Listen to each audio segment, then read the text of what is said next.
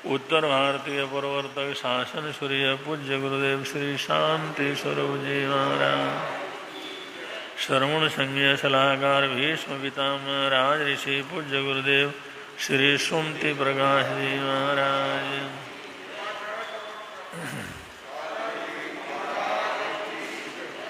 नमो हरिहंताणं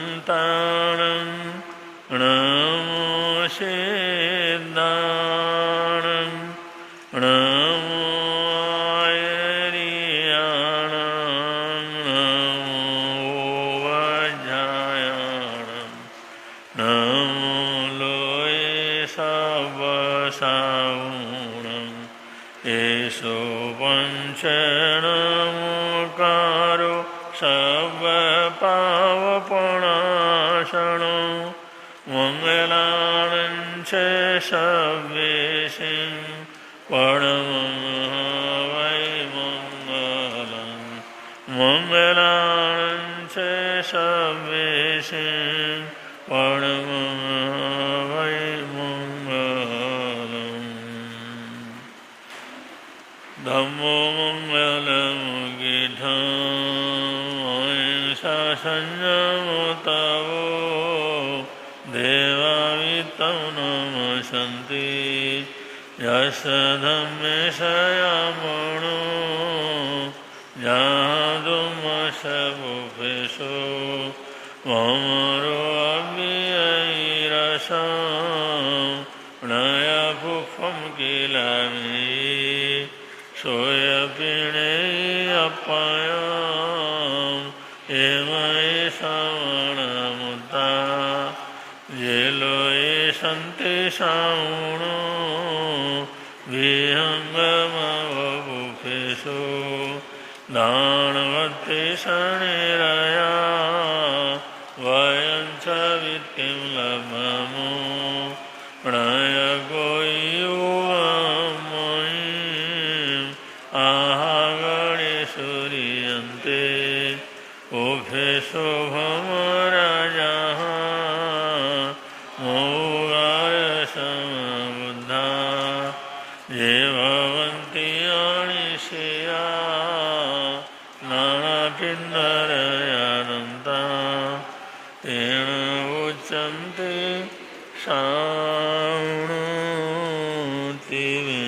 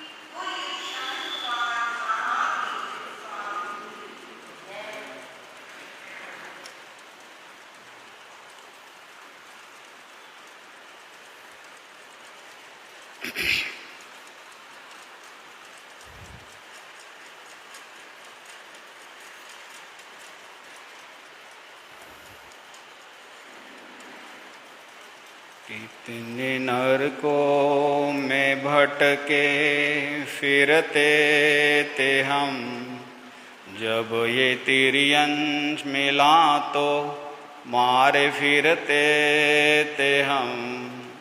देव बन भी गए तो तरसते थे हम, एक बार तो मानव का मौका मिले। अपने जीवन के जोहरी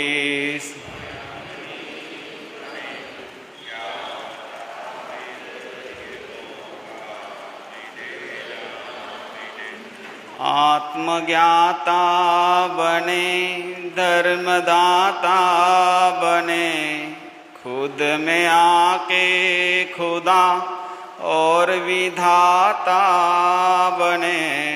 साधु संतों का हमको समागम मिला, अब तो आत्म का कल्याण पल पल करे। अपने जीवन के जोहरी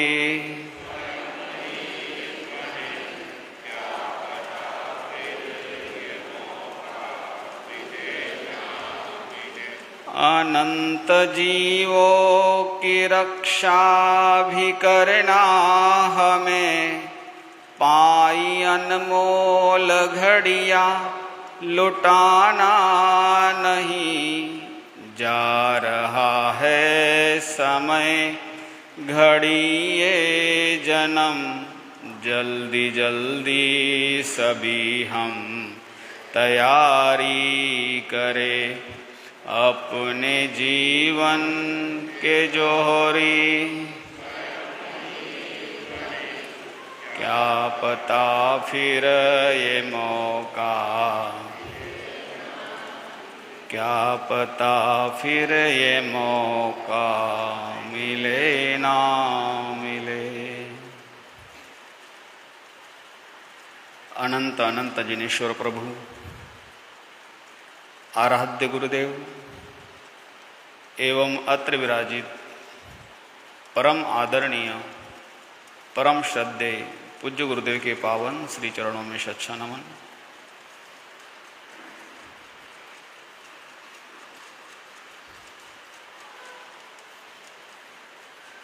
सूत्र कृतांग सूत्र जैन आगमों में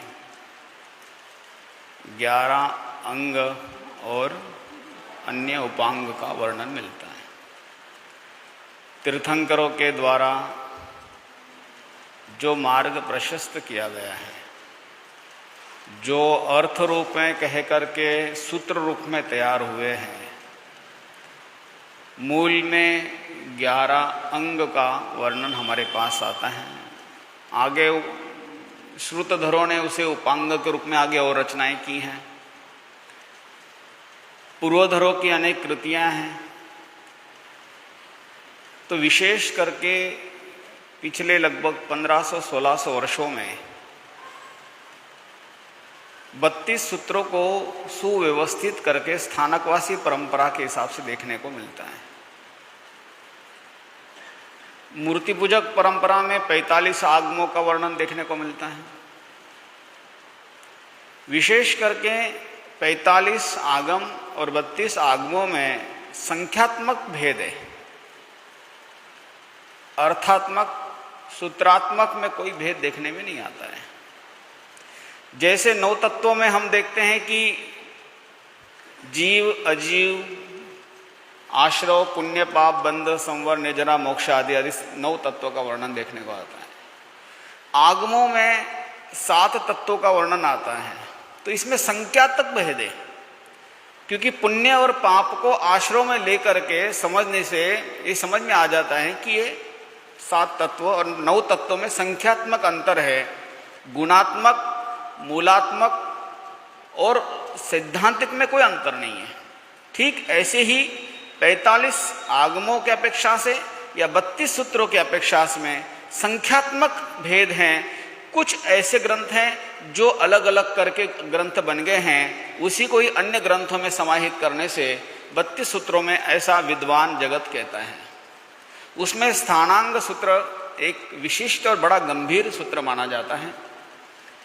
वैसे तो भगवान का हर एक शब्द श्रुत है, श्रुत का हर एक मात्रा, शब्द नहीं, वर्ण नहीं, मात्रा बता रहा हूं मैं, एक मात्रा भी श्रुत की अपने आप में श्रेष्ठ है। भगवान के वचन अपने आप में श्रेष्ठ हैं। क्यों श्रेष्ठ हैं? क्योंकि वो निर्दोष है। निर्दोषता में और दोषता में यही बात है। निर्दोषता में यह होता है कि किसी प्रकार का कोई भेद, किसी प्रकार का कोई आत्म विकास के लिए बाधक चीज नहीं आ सकती है। कभी कभी ऐसा लगता है कि जो कहा जा रहा है उससे तो कोई और कहने वाला बड़ा श्रेष्ठ लग रहा है। दुनिया में आप देखते हैं, तीर्थंकरों के वचनों को जब हम सुनते तो ऐसा लगता है थोड़ा रूखापन लग रहा है। ज्ञानियों के आप्त पुरुषों के वचनों को जब हम सुनते हैं, सिद्धांतों को सुनते हैं, भगवान आत्मा के बारे में चर्चा कर रहे हैं, जीव के बारे में कह रहे हैं, अजीव के बारे में कह रहे हैं, आश्रय बंध को लेकर कह रहे हैं, और जब ये आत्मा को अनंत सुख देने वाला है, अनंत आनंद देने वाला है, अनंत प्रसन्नता देने वाला है, लेकिन कई लोग जब महसूस करते हैं कि इतने वर्षों से हम धर्म ध्यान कर रहे हैं लेकिन आनंद नहीं दिखाई देता है, वही किसी ऐसी जगह पे जाकर पे जहां पर मनोरंजनकारी चीजें बड़ी अच्छी लगती हैं, कहीं ऐसी जगह पे जाकर के हमें लगता है कि सुख तो यही है। धर्म के नाम पर अनेक प्रकार के ऐसे मार्ग जो सुख बताने वाले हैं, आनंद बताने वाले हैं, कल्याण बताने वाले हैं, परम सुख को देने वाले हैं, लेकिन आत्म तत्व को जाने बिना, आत्म विकास की चर्चा किए बिना, आत्मा को मूल में रखे बिना कभी भी आत्म कल्याण, आत्म विकास, आत्म चीजें और आत्म सुख की बात नहीं हो सकती है। बाह्य जितनी अलग अलग परंपराएं देखने को मिलती हैं वो सिर्फ कुछ क्षण के लिए, कुछ देर के लिए आनंद दे सकती है। जैसे हम यहां बैठे हैं, सामायिक करके बैठे हैं, शांत हो रहे हैं, आसपास कोई मनोरंजनकारी चीजें तो दिखाई नहीं दे रही है, मन को रंजित करने वाली कोई चीजें नहीं दिखाई दे रही है, लेकिन अन्य जगह पे आप देख सकते हैं अनेक प्रकार के आलंबन हैं, अनेक प्रकार की चीजें हैं, मन को आकर्षण को देने वाली हैं, मन को सुख देने वाली हैं, मन को 2-2, 3-3, 4-4, 5-5 घंटे तक, कई घंटे तक उसमें लगा कर रखने वाली चीजें हैं, मन को रंजित करने वाली चीजें हैं, मन को लगाने वाली चीजें हैं, लेकिन मन को लंबे समय तक सुख देने वाली नहीं है। क्यों? सिर्फ वो मन को बांध के रख सकती अमुक समय तक। जैसे कोई इंस्ट्रूमेंट है, वाद्य यंत्र हैं, जैसे कोई शब्द हैं, गीत हैं, संगीत हैं, अनेक प्रकार के मंत्र हैं, अनेक प्रकार की चीजें हैं, वो थोड़े समय के लिए तो आपको सुख दे सकती हैं, थोड़े समय के लिए आनंद दे सकती हैं, भौतिक संसाधनों के आकर्षण के लिए उसको देख करके आपके मन में ला सकती हैं कि मैं 2 घंटे 4 घंटे चाहे पूजा कर लूं, अर्चना कर लूं, चीजें कर लूं, धर्म ध्यान, ये सब बातें करने के बाद भी थोड़ी देर के लिए तो आपको आनंद आ सकता है, लेकिन आत्म तत्व को जब तक सामने नहीं रखोगे तब तक आपको आत्मा को सुख देने वाला नहीं मिल सकता है। भौतिक सुख तो देख देगा, भौतिक सुख में आनंद तो आने लग जाएगा, लेकिन भौतिक सुख क्षणिक है, यह सत्य है, इसमें कोई संदेह नहीं है, इसमें रंच मात्र भी संदेह नहीं है। इसलिए जैन दर्शन में सबसे अधिक अगर चर्चा की गई तो आत्मा को सामने रखकर चर्चा की गई। सारी हरेक सिद्धांत आत्मा को सामने रख करके किए गए हैं, हरेक चर्चा आत्मा को लेकर के आसपास चर्चा की गई है। अगर भगवान ने कहा है कि ये कार्य करना चाहिए या ये कार्य नहीं करना चाहिए, ये अनावश्यक है, ये आवश्यक है, ये करना जरूरी है, ये नहीं है, ये सारी बातें जितनी भी हैं, नियम उपनियम अलग अलग रूप में भी कहे गए हैं, उसके पीछे सिर्फ एक ही उद्देश्य है, सेंटर में, मध्य में सिर्फ आत्मा को सामने रखकर चर्चा की गई है। बाकी जितने धर्म के अनेक प्रकार के मार्ग देखने को मिलते हैं, अनेक प्रकार की पद्धतियां देखने को मिलती है, धर्म के नाम पर अनेक कार्य देखने को मिलते हैं, धर्म के नाम के ऊपर अलग अलग परंपराएं, अलग अलग चीजें देखने को मिलती हैं, धर्म के नाम पर जितने अलग अलग प्रकार के आडंबर देखने को मिलते हैं, ये सिर्फ भौतिक संसाधनों को शारीरिक सुख को, पारिवारिक सुख को, धन वैभव को सामने रख करके देखी गई चीजें सारी की सारी, ये आत्मा के विकास के लिए बाधक है, आत्म कल्याण के लिए बाधक है। अनेक प्रकार के व्यंतरों के, अनेक प्रकार की पूजा आराधना है, ये सिर्फ आत्मा के लिए बाधक है, आत्म विकास के लिए सहयोगी नहीं हो सकती कभी भी। अगर ये सहयोगी रहती तो भगवान ने कभी भी सामयिक और प्रतिक्रमण की चर्चा ही नहीं करते, रात्रि भोजन का त्याग का विषय ही नहीं लाते। आज प्रातःकाल भी मैं एक उपासिका अध्याय करके एक ग्रंथ है, बड़ा प्राचीन है, उसको मैं अवलोकन पढ़ रहा था, पहले भी कई बार पढ़ना होगा, आज देख रहा था, बड़ा अद्भुत लगा। रात्रि भोजन को लेकर, दिगंबरी परंपरा का ग्रंथ है, रात्रि भोजन को लेकर इतने कॉन्शियसनेस में बात की है उन्होंने, और इतना प्राचीन ग्रंथ है, आप हैरान हो जाओगे कि आज 1000 साल पहले भी रात्रि भोजन को लेकर इतना जागरूक अवस्था थी। बड़ा अद्भुत है। आध्यात्मिक जगत में अहिंसा की उच्चतम कोटि के लिए प्रथम स्थान अगर है तो रात्रि भोजन के लिए स्थान दिया गया है। आज हमारी स्थिति देखिए, हम धर्म के नाम के ऊपर, परंपराओं के नाम के ऊपर, अनेक प्रकार के आत्मा के सुख के नाम के ऊपर जिस रास्ते पे हम चल रहे हैं वो कोई उचित आत्मा के लिए नहीं है, कभी भी नहीं हो सकता है, संभव ही नहीं हो सकता है। ये थोड़ी देर के लिए तो आपको सुख देने वाला हो सकता है, लेकिन आत्मा के लिए इतना विकास क्यों नहीं हो सकता, ये सब बाधक है। स्थानांक सूत्र का विषय मैं बता रहा था। स्थानांक सूत्र बहुत गंभीर सूत्रों में से एक है। उसमें एक शब्द आता है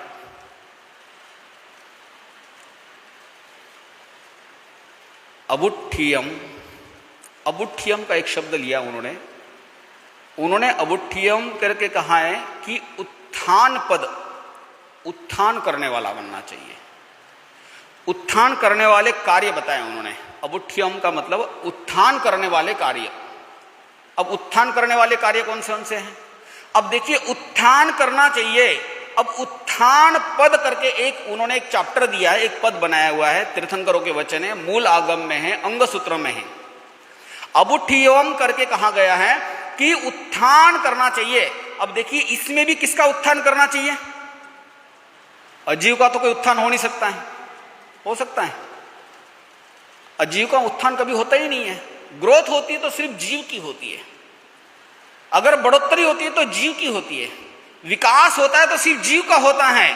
अगर किसी अपेक्षा से भी अगर हम देखें, अगर किसी तरीके से भी हम जाने, एकेंद्रिय जमीन के साथ में लग करके जो पत्थर है, वो पत्थर धीरे धीरे धीरे भी क्या करता है? बढ़ता है, बहुत सूक्ष्म तरीके से बढ़ता है। बड़े बड़े पहाड़ होते हैं, ये पहाड़ सूक्ष्म तरीके से बढ़ते हैं। ये बढ़ोतरी ही बताती है कि ये जीव है। वैसे मिट्टी हाथ में लेकर हमारे पास पड़ी है, उससे वो जीव नहीं हो सकते हैं जब तक उसको संयोग प्राप्त नहीं होता है। उत्थान के लिए संयोग होना चाहिए। एक एकेंद्रिय भी उत्थान की तरफ बढ़ता है अपनी दृष्टि से, बेंद्रिय भी बढ़ता है, तेंद्रिय भी बढ़ता है, चौरेंद्रिय भी बढ़ता है। भगवान ने यहां पर कहा है कि उत्थान पद में कहा है कि जो सुना नहीं है आज तक, ऐसे श्रेष्ठ धर्म को सुनने के लिए उत्थान करना चाहिए, प्रयत्न करना चाहिए। आज तक हमने जो नहीं सुना है ऐसा श्रेष्ठ धर्म समझ में आ रही बात आपको? मैं अपनी तरफ से कोई एक शब्द भी नहीं कह रहा हूं। श्रेष्ठ धर्म की क्या संकल्पना कर सकते हैं हम लोग? पीछे कई दिनों से हम धर्म की चर्चा कर रहे हैं, धर्म की व्याख्याएं देख रहे हैं। धारयति धर्म की व्याख्या देख रहे थे, वत्थु स्वभाव धर्म की व्याख्या देख रहे हैं। पापकारी क्रिया से जो बचा है, गिरते हुए को जो बचा है, आत्मा को अधोगति में लेके जाने के लिए जो बचा है, उसे हम धर्म कह रहे हैं। लेकिन धर्म के नाम पर जितनी क्रियाएं, जितनी परंपराएं, जितने आडंबर चल रहे हैं, वो आत्मा के विकास के लिए सबसे ज्यादा बाधक है संसार में। इसीलिए तो लोग आज भी विकास थोड़ी कर पा रहे हैं, कल्याण को प्राप्त थोड़ी कर पा रहे हैं। उत्थान पद में कहते हैं कि आज तक ऐसे अश्रुत नहीं सुना गया ऐसा महान श्रेष्ठ धर्म का श्रवण करना चाहिए। अब श्रेष्ठ धर्म की चर्चा कैसे समझ में आएगी? कैसा नाप तोल देखेंगे हम उसको, इसका नापदंड क्या है श्रेष्ठ धर्म का। क्योंकि धर्म के नाम पे तो हम सारे ही काम कर रहे हैं आजकल, क्या नहीं कर रहे हैं। छोटे मोटे मंडल बनते हैं, छोटे मोटी चीजें चलती हैं, हर एक चीजें, होली, दिवाली, चीजें, रंग पंचमी, अनेक प्रकार की जयंतियां, कार्यक्रम, ये सब किसके नाम पे चल रहे हैं? धर्म के नाम पर चल रहे हैं। आपके दुकान में आकर एक पर्ची फाड़ के फेंक के चला जाता है, धर्म के नाम पे तुम्हें इतना देना ही चाहिए, धर्म के नाम पे काम करना ही चाहिए, धर्म के नाम पे सब चीजें होनी ही चाहिए। कई महाभोज है धर्म के नाम पर, कई कई चीजें हैं धर्म के नाम पर। यहां तक भी जो शिव जयंती आती है, शिव तो कभी भांग खाते पीते नहीं है, लेकिन उनके नाम पर भी धर्म के नाम पर चल रहा है सारा काम। कितनी चीजें ऐसी हैं जो व्यसन से संबंधित है लेकिन धर्म के नाम पे चलती हैं। कितने ऐसे दुनिया में अलग अलग देखे।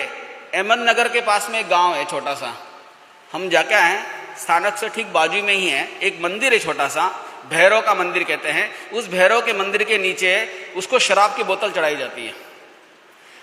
अजमेर के पास में भी भैरव, उसको भी शराब की बोतल चढ़ाई जाती है। लोग धड़ल्ले से जा रहे आ रहे, लोगों को नहीं पता धर्म के नाम पर तुम क्या पापकारी क्रियाएं कर रहे हैं। भौतिक संसाधनों को बढ़ाने के लिए हम आत्मिक सुख से वंचित होते जा रहे हैं, हम मूल मार्ग से वंचित होते जा रहे हैं। आज आपको इसके परिणाम देखने को नहीं मिलेंगे, लेकिन आने वाले कल में आत्मा कभी भी इन उत्थान करने वाली चीजों से आगे नहीं बढ़ पाएगी। फिर आत्म विकास के लिए सबसे बाधक अगर कोई चीज है, हमारी ये सारी प्रवृत्तियां बाधक है, जो रोज हमारे पास में किसी ना किसी रूप में आ रही है हमारे पास में। घर परिवार में भी आप देख लीजिए, सैकड़ों ऐसी चीजें हैं जिसे हम कल्पना ही सिर्फ धर्म के नाम पे कर रहे हैं। लेकिन धर्म के नाम पे मत कीजिए, आप आत्मा की दृष्टि में रखकर कीजिए, वही धर्म श्रेष्ठ धर्म कहला सकता है। जिस कार्य में आत्मा का विकास है, जिस कार्य में आत्मा की उन्नति है, जिस कार्य में आत्मा का संपूर्ण कर्म को क्षय करके मुक्ति की तरफ बढ़ने का है, जिस कार्य में आत्मा के अनंत सुख, अनंत लब्धि को प्राप्त होने वाली चीज होगी, आप समझिए यह श्रेष्ठ धर्म है। जिस कार्य में, जिन चीजों में, जिस मार्ग में, जिस क्रिया में, जिस पद्धति में भौतिक संसाधन का कोई विषय हो, परिवार से संबंधित कोई विषय हो, व्यापार से संबंधित कोई विषय हो, आप समझ जाना श्रेष्ठ धर्म नहीं हो सकता है। जिस श्रावक धर्म की भी चर्चा की गई है, उसमें भी 12 अनुव्रतों में भी कहीं ये नहीं कहा कि आप जो कर रहे हैं उस परिवार के लिए, घर के लिए, समाज के लिए, लोगों के लिए, आप आत्मा को भूल करके कोई काम कर लो, इसके लिए कोई मार्ग नहीं दिया। जो भी हम काम करेंगे वो नए कर्मों का बंद करने वाला बनेगा। इसीलिए बहुत संभल संभल करके चलने का समय चल रहा है, क्योंकि धर्म के नाम के ऊपर इतनी परंपरा हमारे सामने है, हमारे पास इतना ज्ञान नहीं है, जानकारी नहीं है, लेकिन लोग लगातार उस दिशा में बढ़ते हैं, क्योंकि वो मनोरंजित होता है, आनंद आता है, सुख मिलता है, थोड़ी देर के लिए मन लग जाता है, एकाग्र हो जाते हैं, हमें लगता है कि ये ही सही है। लेकिन ये जो हमारे मन में धारणा बनती है, उसको लेने की, उसके प्रति आकर्षित होने की, उसके प्रति ग्रहण करने की, ये मन के अंदर आई हुई मिथ्या धारणा लंबे समय तक आत्मा को सही धारणा से वंचित कर देता है, सही मार्ग से वंचित कर देता है। क्योंकि कभी कभी एक बार किसी कार्य में सुख आ जाए, आनंद आ जाए, उससे बाहर निकलना उसके लिए बहुत मुश्किल होता है, बहुत कठिन होता है। इसलिए आत्म तत्व को जानने वाला व्यक्ति कभी भी अन्य परंपराओं को कम करना प्रारंभ करता है, धीरे धीरे अपनी क्रियाओं को कम करना प्रारंभ कर दिया। आप देखिए, हम तो सैकड़ों परिवार देखे हैं भारत भर में घूमते हुए, समय आने के बाद, अनुव्रतों को धारण करने के बाद धीरे धीरे अपनी वो सारी चीजें बंद कर देते। सिर्फ अगर बचा है तो थोड़ी कुल देवी की परंपरा बची है, समय आने के बाद वो भी त्याग देते हैं, क्योंकि आत्मा से बड़ा कुछ नहीं हो सकता है, आत्मशक्ति से बड़ी कोई चीज नहीं हो सकती है, आत्मबल से बड़ा कोई बल नहीं हो सकता है, आत्मा की उन्नति से बड़ा कोई नहीं हो सकता। इसीलिए क्या कहा है, उत्थान पद करके स्थानांक सूत्र में जो दिया गया है, उस उत्थान पद में पहली बात कही गई है कि जो अभी तक नहीं सुना ऐसा श्रेष्ठ धर्म की बारे में सुनने का प्रयास करना चाहिए, उसमें प्रवृत्त होना चाहिए, श्रेष्ठ धर्म को सुनने का प्रयत्न करना चाहिए। धर्म तो 2 प्रकार के हम सुन ही रहे थे, श्रावक धर्म और श्रमण धर्म। लेकिन धर्म की व्याख्या आप उतनी ही समझिए कि जो चीज जो आत्मा के विकास के लिए सहयोगी हो जाए, अब संयोग में क्या चीज़ें हमारे पास, मैं उस पीछे भी एक दो बार बता चुका हूं कि हम जो भी छोटी मोटी क्रियाएं करते हैं वो आत्मा को लक्ष्य लेकर करते हैं। प्रातःकालीन से लेकर अगले दिन सुबह तक बहुत से लोग 14 नियमों का पचखान करते हैं। 14 नियम दिखने में बहुत छोटे लगते हैं, लेकिन छोटी छोटी बातें, लक्ष्य आत्मा को मध्य में रखकर की गई चीज सारी सारी। ये आत्म उत्थान है, ये श्रेष्ठ धर्म है। जब भी मौका मिले हमें श्रेष्ठतम मार्ग को सुनने को जानने के लिए प्रवृत्त होना चाहिए, कभी भी। बहुत लोगों को नहीं है, बहुत लोगों को मार्ग ही नहीं पता है, बहुत लोगों को रास्ता ही नहीं पता है। बस आंखें बंद कर करके एक दिशा में चल रहे हैं। वो सोचते हैं कि किसी तरीके से मेरा काम हो जाए, किसी तरीके से मेरी समस्या खत्म हो जाए, जो रास्ता जो बता दे उस रास्ते पे चले जाए, बिना सोचे समझे बस किसी तरीके से मेरा कार्य हो जाए। इसके लिए ऐसा किया गया कार्य कोई भी हो, ये आत्मा के विकास के लिए सहयोगी नहीं हो सकता है, ये लंबे समय के लिए आत्मा के लिए बाधक हो सकता है। इसलिए इन सब चीजों से बचने की कोशिश कीजिए। बहुत प्रलोभन है संसार में, कदम कदम पर प्रलोभन है। इन प्रलोभनों से बच करके जो आगे बढ़ता है आत्मा के विकास के लिए वही सहयोगी हो सकता है। तो श्रवण करना, तीर्थंकरों के वचनों को बार बार श्रवण करने का प्रयत्न करना चाहिए। स्वाध्याय में हम निरंतर बढ़ना चाहिए। हमें जब जब मौका लगे, चाहे प्रवचन से मौका लगता है, पढ़ने का मौका लगता है, सीखने का मौका लगता है, चर्चा करने का मौका लगता है, हमें अधिक से अधिक जो अभी तक ऐसा श्रेष्ठतम धर्म है, तो श्रेष्ठतम धर्म में अनेक व्याख्याएं आती हैं कि जिसमें तीर्थंकरों के जो वचन हैं आगम के रूप में हैं, साहित्य के रूप में हैं, पूर्वधरों के वचन हैं, उसके बारे में अधिक से अधिक हम पढ़ें, जानें, समझने की कोशिश करें। जितनी बार आप पढ़ोगे, जितनी बार आप सुनोगे, जितनी बार आप जानोगे, आपके पास आया हुआ वो जो वातावरण है उससे हम बच सकते हैं, उस घेरे से बच सकते हैं। कभी कभी व्यक्ति जीवन में बहुत संघर्ष करता रहता है, उस संघर्ष से उसे रास्ता नहीं मिलता है, इसीलिए वो ऐसे रास्ते की खोज में चला जाता है जिससे सहज में कुछ काम हो जाए, और सहज में काम होने के उस रास्ते पे जाते हुए उसे मार्ग नहीं दिखाई देता है, और फिर ऐसी मिथ्या क्रियाओं में, मिथ्या परंपराओं में, मिथ्या मान्यताओं में, मिथ्या चीजों में एक बार अगर कोई व्यक्ति उस दिशा में अगर चला गया, उससे बाहर निकलना उसके लिए बहुत मुश्किल हो जाता है, क्योंकि उसके प्रति उसको राग उत्पन्न होता है, उसके प्रति उसकी धारणा मजबूत होने लग जाती है, और ऐसी मिथ्या धारणा से आत्मा का जो बल है वो कमजोर पड़ना शुरू हो जाता है। मेरी आत्मा इतनी बलशाली है, ऐसा विचार करना कम कर देता है। जब व्यक्ति डिपेंडेंसी हो जाता है, जब किसी पे डिपेंड होना शुरू हो जाता है, किसी पे अवलंबित होना शुरू हो जाता है, तो आत्मा के बल को जानना कम कर देता है। मेरी आत्मा इतनी बलशाली है, आत्मा में इतनी ताकत है, मेरी आत्मा ये कर सकती है कि जो असंभव वो भी कर सकती है, कर्मों के सारे चीजों को मैं लड़ सकता हूं, उसके ऊपर डिपेंड नहीं होता। वो किसी ऐसी चीज पे डिपेंड हो जाता है कि ये मेरा कल्याण कर सकता है, ये मेरा भला कर सकता है, इसकी वजह से ऐसा हो सकता है, वो सब कुछ हो सकता है। इसीलिए किसी की आराधना के अलावा आत्म आराधना सबसे श्रेष्ठ है। आत्म कल्याण के लिए आत्म आराधना सबसे श्रेष्ठ कही गई है। इसीलिए क्या कहा है कि आत्म उत्थान के लिए इस उत्थान पद में सबसे पहली बात क्या कही गई है कि जो नहीं सुना आज तक हमने, मतलब अनंत काल से आत्मा अगर निगोद में रही है तो उसको धर्म श्रवण करने का मौका नहीं मिलता है, नहीं मिलता है। धर्म श्रवण करने के लिए भी आत्मा को सम्यक्त्व में आना जरूरी होता है, इतना आसानी से नहीं सुना जाता है। सुनना मतलब सिर्फ कानों में शब्द गिरना मतलब सुनना नहीं होता है। दुनिया में बहुत लोग सुनते हैं, आप बाहर स्पीकर लगा दो दुनिया भर के, सैकड़ों लोग सुनते रहेंगे दुनिया भर के। सिर्फ सुनने से कोई श्रोता नहीं हो जाता है, सुन करके उस पर श्रद्धा आ जाए, सुनने की रुचि पैदा हो जाए, जानने की रुचि पैदा हो जाए, इसके लिए सम्यकत्व चाहिए। और सम्यकत्व इतनी आसानी से नहीं आता है, इतनी आसानी से नहीं आता है, बहुत लंबा प्रयास करना होता है। आत्मा बहुत लंबे समय से कर्मों का शायवशम करके यहां तक पहुंची है, और उस आत्मा के बल को जाने बिना हम किसी पे अवलंबित होते जाएं, हम बार बार किस पे डिपेंड होते जाएं, तो हम अपना आत्मा का बल बढ़ाएंगे कब तक बढ़ाएंगे? एक समय होता है कि जब शरीर कमजोर है, बाल्यावस्था में अनुकूल नहीं है, तब तो किसी का सहारा लिया जा सकता है। हम पंगु हैं, हम कमजोर हैं, किसी का सहारा लेना पड़ता है। लेकिन हर वक्त अगर सहारा लेने की आदत पड़ जाए, हर वक्त अगर सहयोग की आदत पड़ जाए, तो हम अपना आत्मबल खो देंगे, हम अपने बल को जान नहीं पाएंगे। और हम अपने बल को नहीं जान पाएंगे तो आत्म विकास के लिए सबसे बाधक अगर कुछ है तो अपने बल को नहीं जानना। इसीलिए कहा जाता है कि श्रेष्ठ धर्म को जानो। तो श्रेष्ठ धर्म क्या है? सबसे पहले जीव को जानना, ये श्रेष्ठ धर्म है।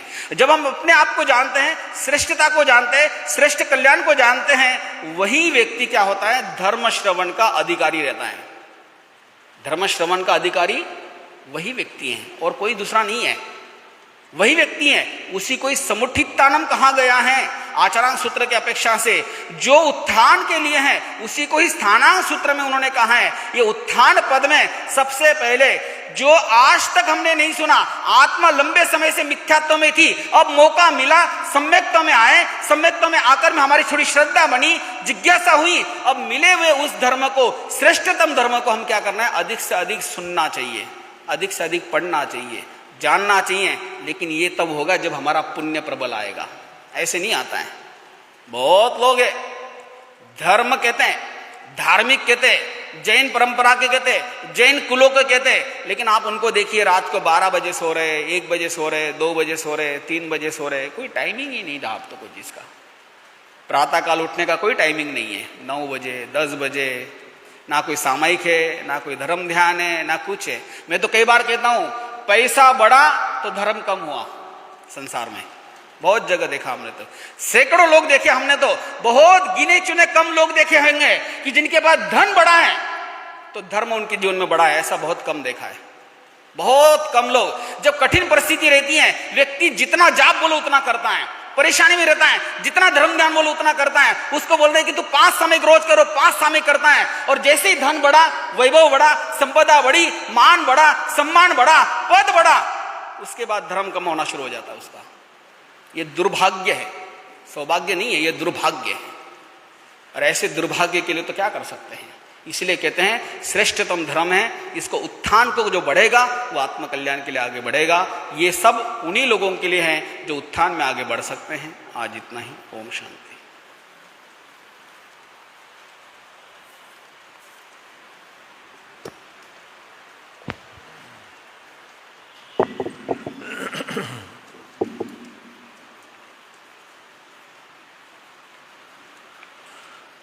त्रिभुवन पीड़ारण हो, तुमको मेरा नमस्कार।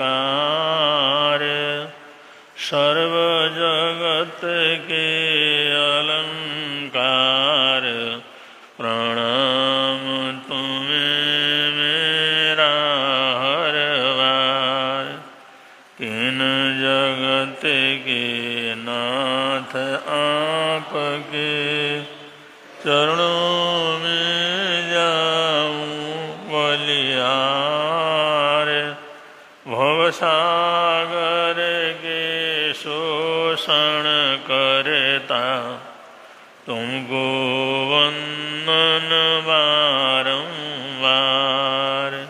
नाम प्रभु का निहाल कर दे, फूल शांति के खूब खिले। मानव जीवन महक उठे तब, सुमति अरु सत कर्म मिले। बीत रागता ध्येय ध्यान का, सद जाए नर जीवन में। अनेकांत अहिंसा प्रगत हो, जन जगत के प्रांगण में। अनेकांत अहिंसा फलित हो, जन जगत के प्रांगण में।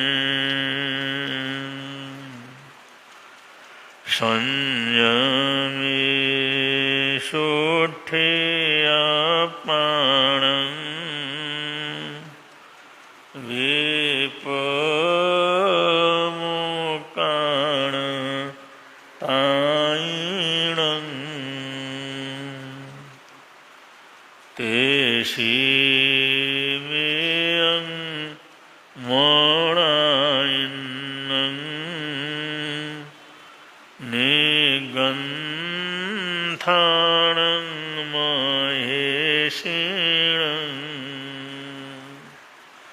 दुःखरायङ्करिताणं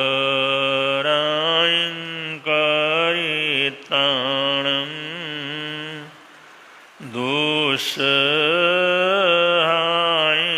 सहितुय केथ देवलोयेषु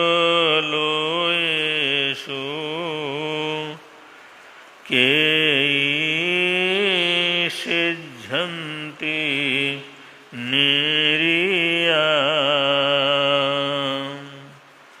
जयं क्षरे जयं चिठे जयं मासे जयं शये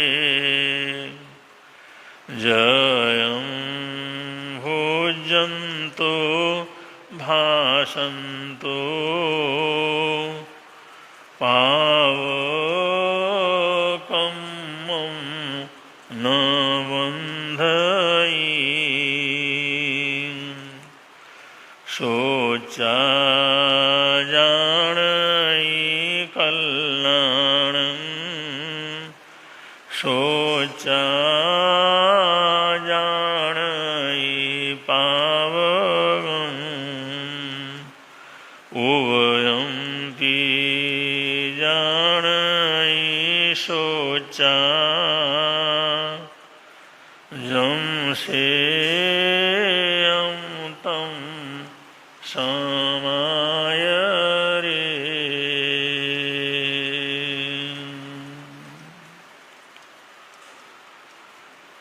इस वीतराग वाणी में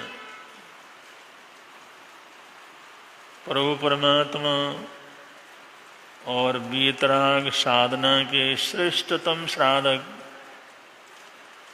उन महान आचार्य भगवंतों का संदेश इसके अंतर्गत है। वो कहते हैं अपने आप को जीतना, अपने आप को बदलना, अपना स्वामी होना, अपने जीवन का मालिक होना, अपने राग को, द्वेष को, जलन को, ईर्ष्या को, कषायों को पूरी तरह से अपने इशारे के अनुसार चलाने की ताकत पैदा करना,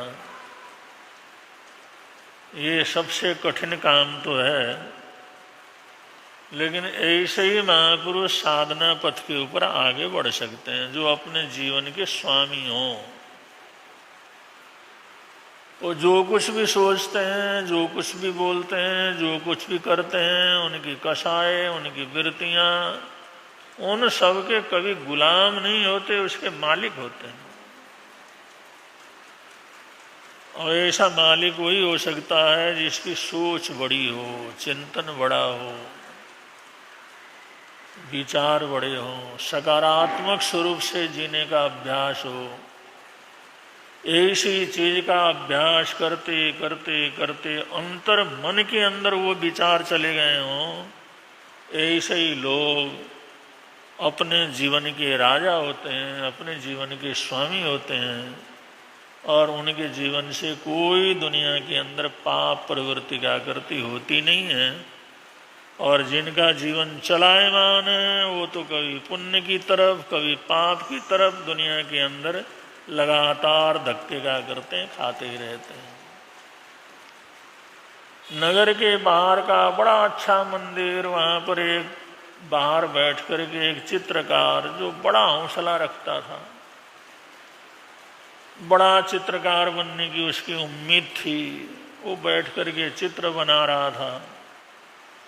रोज आता, वहाँ पर बैठता, तरह तरह के चित्र बनाता, लोग आते ले जाते। वो पुजारी कहने लगा कि तुम इतने अच्छे चित्रकार हो, एक चित्र यहाँ पर बढ़िया सा बना दो मंदिर में। उन्होंने कहा किसका बनाऊं? उन्होंने कहा देख लो, ये श्री कृष्ण भगवान का मंदिर है, अगर उनका ही चित्र बहुत बढ़िया बन जाए, तुम बनाते बहुत अच्छा हो। उन्होंने कहा चलो ठीक है, मैं बना लेता हूँ। लेकिन वो कृष्ण का वो बचपन का स्वरूप बनाने के लिए, वो चित्र बनाने के लिए मुझे ऐसे बच्चे की जरूरत पड़ेगी जिसको देख करके मुझे कृष्ण होने का आभास क्या हो जाए, पैदा हो जाए, ऐसी अनुभूति होने लगी। उसकी हरकत, उसका चेहरा, उसका व्यवहार, उसकी चीज मेरे को उस ताकत से जोड़ ले तो मैं चित्र क्या कर सकता हूँ, बना सकता हूँ। मैंने कहा ठीक है। गांव भर के अड़ोस पड़ोस के जितने भी बच्चे थे सबको निमंत्रण दिया गया। सारे बच्चे मंदिर के अंदर आए। पुजारी ने कहा तुम देख लो, जिस बच्चे को भी पसंद करते हो, जिसको देख करके तुम वो चित्र की रचना कर सकते हो, तुम छांट लो। उन्होंने एक एक बच्चे को देखा, एक बच्चा उसको पसंद आया, बस ये यहाँ रहे और इसको देख करके ही मैं कृष्ण का फोटो, उनकी तस्वीर जो दुनिया के अंदर अपने आप में बड़ा अद्भुत होगा वो मैं क्या कर लूँगा, बना लूँगा। चलो ठीक है। बच्चे को वहाँ पर बैठाया, चित्र बनाने का कार्यक्रम शुरू हुआ। वो भी वहीं रहता था, वहीं पर खाने पीने की सारी व्यवस्था थी। और उसने कई जगह पर वो जो चित्रकारी के लिए, उसके निमंत्रण के लिए, उस कार्य को करने के लिए अपनी तरफ से दरखास्त दिया हुआ था। बीच में सूचना आ गई कि आपको अमुक जगह से बुलावा आया है, तो बीच में जो छोड़ करके बना रहा था, बच्चे को तो घर भेज दिया था और एकदम अद्भुत चित्र बन रहा था। बनते बनते वहां से वो रवाना हो गए। बड़ी संस्था ने बुलाया था, बड़ा एक जो समाज था उसने निमंत्रण दिया था। वहां से आगे बढ़ने के बड़े चांस थे। वो चित्रकार वो चांस खोना नहीं चाहता था। भाई जहाँ जाने के लिए लोग जिस स्टेज को पाने के लिए तरसते हैं और वहाँ पर निमंत्रण आया है, चला गया और ऐसी प्रसिद्धि हो गई। दुनिया भर के अंदर से उसका निमंत्रण शुरू हो गया। दुनिया भर के अंदर घूमा, दुनिया भर के चित्र बनाए और इतनी प्रसिद्धि, इतना पैसा, इतना मान सम्मान, इतना उसको आदर सत्कार और मेडल जो उसको प्राप्त हो गए, उसके बाद उसकी रुचि वहां से भी क्या हो गई, कम हो गई। एकदम बहुत पैसा हो जाता है तो पैसे की रुचि खत्म हो जाती है। बहुत मान सम्मान होता है तो मान सम्मान की रुचि भी खत्म हो जाती है। शुरू शुरू में रहती है, लेकिन जो बहुत बढ़ जाता है तो अपने आप रुचि क्या हो जाती है। और वो काफी समय बीत चुका था, वो वहां से निकला, उसने सोचा चलो अपने गांव में जाते हैं, उसी प्रकृति के बीच में रहते हैं। बहुत देख लिया, बहुत घूम लिया, बहुत मान सम्मान प्राप्त कर लिया, बहुत पैसे कमा लिए, अब क्या करना है, अब क्या है, जिंदगी थोड़ी रह गई। काफी उम्र भी उसकी हो गई थी। वहां से जिस समय वापिस गांव में आया उसको बड़ी शांति मिली। कुछ दिनों के बाद उसी मंदिर के अंदर गया। पुजारी ने कहा भाई तुम तो ऐसे लगते हो, कभी देखा है? मैंने कहा मैं वो चित्रकार हूँ। अरे भाई तुम्हारा तो इतना नाम हो गया, अरे हम तो सोचते थे पता नहीं उस आदमी के दर्शन भी होंगे या नहीं, आज तुम यहाँ आ गए। मैंने कहा क्या है, दुनिया के अंदर बहुत कुछ कर लिया, बहुत कुछ कर लिया, बहुत कुछ पा लिया, लेकिन जो है कोई तृप्ति, सब कुछ हो गया, लेकिन हमने सोचा भाई क्या है, ये सब भी क्या है, वो सब रुचि खत्म हो गई, वापस गांव में आया। अरे आए हो, भगवान ने तुम्हारे को इतना दिया है। वो एक चित्र बनाने लगे थे, वो भी अधूरा छोड़ करके चले गए। अरे वो तो पूरा कर लो। अरे हाँ वो चित्र बना रहा था, वो है क्या? मैंने कहा अरे उसको ढक करके रखा हुआ है हमने तो इंतजार किया, इतना बढ़िया चित्र बनाया है, कभी आएगा तो पूरा करेगा, बिल्कुल सुरक्षित रखा है।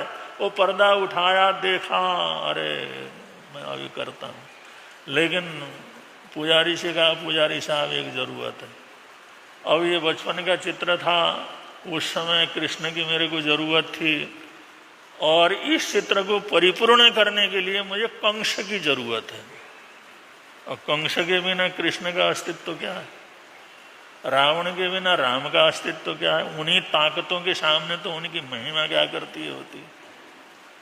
जब समथल भूमि होती है तभी तो पहाड़ों का महत्व रहता है। जब पहाड़ी पहाड़ हो तो उसमें क्या है, उन्होंने कहा मुझे कंस की जरूरत पड़ेगी और वो चित्र भी ऐसा ही मैंने बनाना है, इसलिए जिसको देखने से कंस होने का पूरा आभास मेरे को हो जाए, वह ऐसा आदमी चाहिए। ऐसा आदमी चाहिए। गांव में घूम लेते हैं। अब गांव छोटा था, सभी अच्छे सरल स्वभावी थे, और गांव में कंस जैसा आदमी कहाँ से मिलना था? इधर उधर कहीं कंस जैसा। उन्होंने कहा इसमें तो भाई ये पहलवान है, ये फलाना है, ये है, इसको देख करके बना। मतलब कंस की जो अनुभूति है ना मेरे दिमाग में, वो नहीं हो रही इनको देखने। पुजारी ने कहा भाई यहाँ सामने बाहर एक जेल है, वो जेलर के साथ मेरा संबंध है, अच्छा मित्र है, वो जेल में जा करके ढूंढ लेते हैं कंस जैसा आदमी। वहां तो सारे अपराधी हैं, वहां हो सकता है कोई मिल जाए। वो जेल के अंदर इस समय गए और वो जेल के खूंखार कैदियों से वो मिला। एक को देख करके कहा भाई इसको देखने के बाद मेरे को एकदम साक्षात अनुभव होने लगा, भाई कंस होगा तो ऐसा ही होगा। इसको देख करके मेरे को कंस होने के फील क्या करके आ गए। यहाँ पर जंजीर है, हाथों में जंजीर है, पैरों में जंजीर है, बाल बड़े हुए हैं, लंबा चौड़ा है। उन्होंने कहा ये आदमी मिल जाए तो मैं अपना चित्र क्या कर सकता हूँ। दोस्ती थी। उन्होंने कहा सिक्योरिटी वालों को भेजो और इसका चित्र बनाना है, इसको मंदिर में भेजा जाए। तो सब करके जेलर ने कहा चलो कोई, उस रूप में वहाँ पर मंदिर में लेकर के आए। दुनिया भर के लोग वहाँ पर इकट्ठे हो गए थे। भाई जिसने कृष्ण का चित्र बनाया वही बड़ा भारी जो है चित्रकार आया हुआ है, और उनके साथ साथ चित्र को पूरा करने के लिए आया है, दुनिया देखने के लिए आई हुई थी। वो जो है उस कैदी को लेकर के आए, सामने बैठाया और उसने जो कंस का चित्र बनाया, और वो कृष्ण और कंस का वो बचपन का वो जो चित्र बनाए तो ऐसे अद्भुत चित्र बना, जैसे ही पर्दा खुला तालियों की गड़गड़ाहट 5 मिनट तक क्या करती रही, चलती रही। फिर क्या अद्भुत चित्र बना, अद्भुत चित्र बना। फूल वहां पर बरसने लगे। और जब ये हुआ सब तो देखा वो चित्रकार और वो पुजारी, वो जो कंस जो जिसका चित्र बनाया था, जो अपराधी वहां से पकड़ के लाए थे, वो बराबर क्या कर रहा, रो रहा है, खूब रो रहा है। पुजारी ने कहा भाई ये तो तेरा सौभाग्य है, तेरे को हम मंदिर के अंदर लाए और तेरे को देख करके चित्र बनाया। वो पुराना इतिहास को इन्होंने घड़ करके रखा और हमेशा तेरा चित्र यहाँ रहेगा। तेरे लिए तो खुशी की बात है, तेरे लिए तो बड़ी प्रसन्नता की बात है। फिर ये काहे को रो रहा है? अरे अपराध किया, सब किया, लेकिन जो कृष्ण के जीवन को पूरा करने के लिए जिसकी जरूरत पड़ी वो तो तुमने पूरा किया। तुम्हारे को सम्मान पूर्वक हम यहाँ लाए, फिर इतना रोने की क्या जरूरत है? वो और ज्यादा रोने लगा। चित्रकार ने पूछा भाई बात क्या हो गई? हमने कोई तुम्हारा अपमान किया, कोई तकलीफ दी?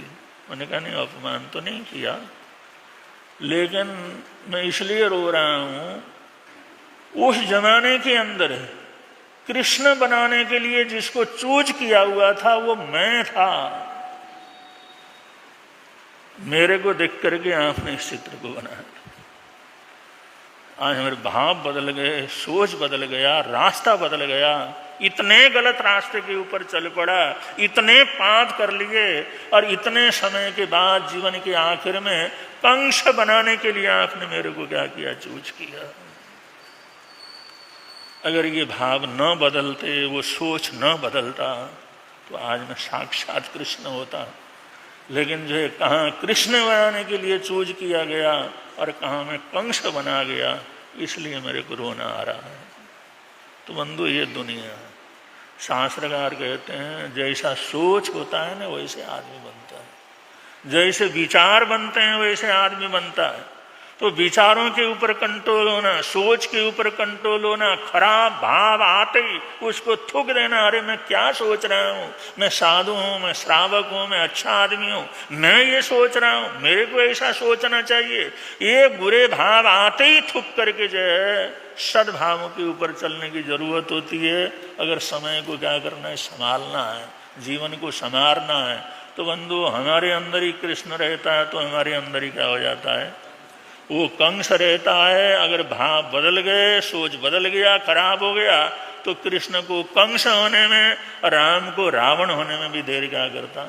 अगर भाव बदल गए, सोच बदल गए, तो रावण भी राम क्या कर सकता है, बन सकता है।